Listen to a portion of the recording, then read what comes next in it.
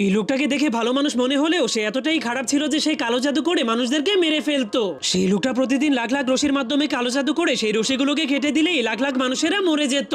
এমনকি সে একটা মাসুম বিড়ালকেও মেরে ফেলার জন্য রশি কেটে দিলেই সেই মাসুম বিড়ালটাও মরে যায়। তখন হঠাৎ করে তার সামনে একটা মেয়ের ছবি চলে আসলে সে যখনই ওই মেয়েটাকে মারতে যায় তখনই তার দরজার ঘন্টা বেজে উঠলে সে দরজা খুলতে চলে যায়। এরপর সে বাইরে তাকালে দেখতে পায় একটা মেয়ে তার বিড়ালের ছবি দেখিয়ে তার কাছে সেই বিড়ালটা খুঁজতে এসেছে। যা দেখে লোকটার মনে অনেক কষ্ট হতে শুরু করে, কারণ সে এই মাত্র এই কালো জাদুর মাধ্যমে রশি কেটে সেই বিড়ালটাকে মেরে ফেলেছিল। তখন লোকটা কিছু বুঝে ওঠার আগেই মেয়েটা জলদি করে তার রুমের মধ্যে ঢুকে যায়। তাই শয়তান লোকটা ভাবতে শুরু করে চলো একেও এখনই মেরে ফেলবো। এই জন্য সে মেয়েটার ছবিওয়ালা রশিটাকেও কেটে ফেলার চেষ্টা করলে মেয়েটা মেশিনের মাধ্যমে সেগুলোকে কন্ট্রোল করতে শুরু করে দেয়, যার কারণে মেয়েটা রশিটাকে কাটতে গিয়ে দৌড়াতে দৌড়াতে লোকটার মাথা ঘুরে গেলে সে অন্যান্য লোকেদের রশিগুলোকে কেটে ফেলে। এরপর খেলতে খেলতে মেয়েটা আসল মেশিনের কাছে চলে যায় যেটা অনেক জোরে জোরে চলছিল। তখনই সেই মেয়েটার বিড়ালের ছবিটা সেই মেশিনের সামনে চলে আসে। মেয়েটা সেই ছবির উপরে থাকা লাল সেলটাকে দেখে